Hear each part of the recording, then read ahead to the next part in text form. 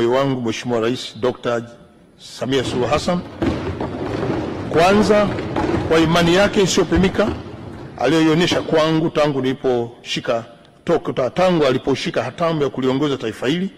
Kwa hakika ni jambo linaloweka historia isiyosahaulika kwangu binafsi, familia yangu na wanaruangwa na Watanzania wote kwa ujumla.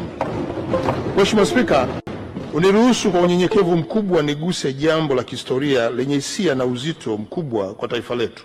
Kama taifa, tuna kumbukumbu ya majonzi na maumivu makubwa tuliyopitia kwa tukio la tarehe 17 Machi mwaka 2021 pale ambapo tulimpoteza kiongozi wetu kipenzi, rais wa awamu ya 5 hayati Dr. John Pombe Magufuli. Ukweli usiopingika ni kwamba tukio hili lilituacha sote tukiwa na majonzi, taharuki na giza nene. Mheshimiwa Spika, katika giza hilo nene la huzuni iliyogubika taifa letu, Mwenyezi Mungu alimpa ushupavu, ujasiri na utulivu wa kipekee Mheshimiwa Dr. Samia Suluhu Hassan kuwa rais wa Jamhuri ya Muungano wa Tanzania, na akawa faraja kubwa kwa Tanzania. Kiongozi huyu alisimama imara katika upepo mkali wa historia ya nchi yetu.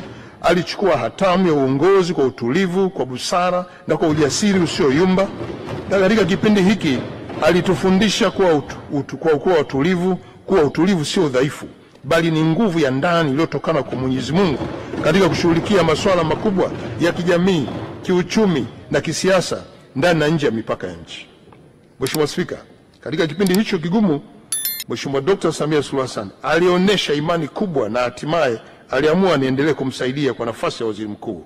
Hili sio jambo dogo.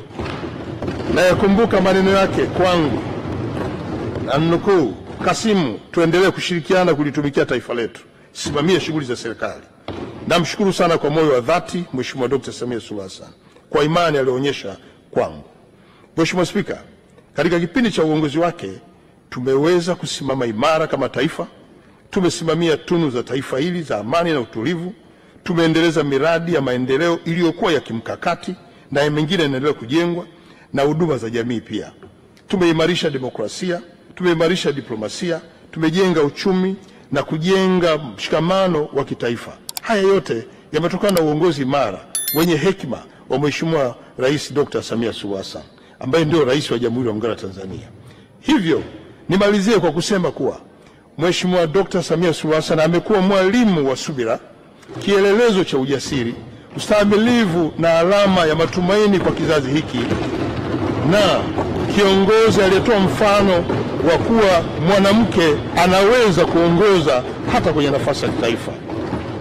Lakini pia naomba nimnukuu Mheshimiwa Jakaya Mrisho Kikwete, rais mstaafu wa awamu ya 4, alisema, hapa Tanzania leo hakuna mwanasiasa maarufu kama Rais Samia, iwe ndani ya chama ama nje ya Chama cha Mapinduzi.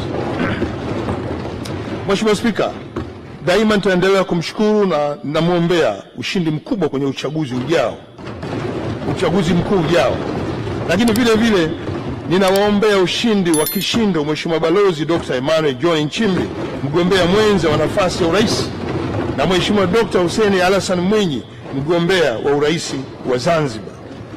Mheshimiwa Spika, niendelee kutumia nafasi hii pia kukupongeza sana wewe binafsi kwa namna ulivyoendelea bunge hili kwa weledi, busara na ujasiri wa hali ya juu.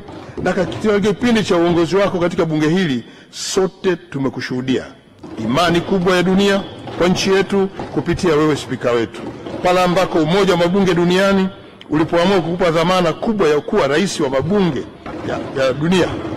Hili si jambo dogo pia nalo. Kuchaguliwa kwako si tu kumeliheshimisha taifa letu pekee, bali kumeliheshimisha bunge letu ambalo ndilo lililoanza kuonesha imani kwako na kujivunia. Lakini vile vile umewaheshimisha wana Mbeya mjini kama wapiga kura wako, ambako ndio jimbo lako, kuwa wewe ndiye kiongozi bora na mahiri. Na Mheshimiwa Spika, sote tunafahamu kuwa umefunga mkanda wa kazi na upo tayari kuwahudumia wananchi wa jimbo lako jipya la Uyole. Baada ya kuwa umefanya vizuri kwenye jimbo lako la Mbeya mjini, sina shaka kuwa wananchi wanasubiri kwa hamu kubwa kukupa ridhaa hiyo ili kuweza kuwakilisha katika chombo hiki na majukumu uliopewa kwa ngazi ya kimataifa.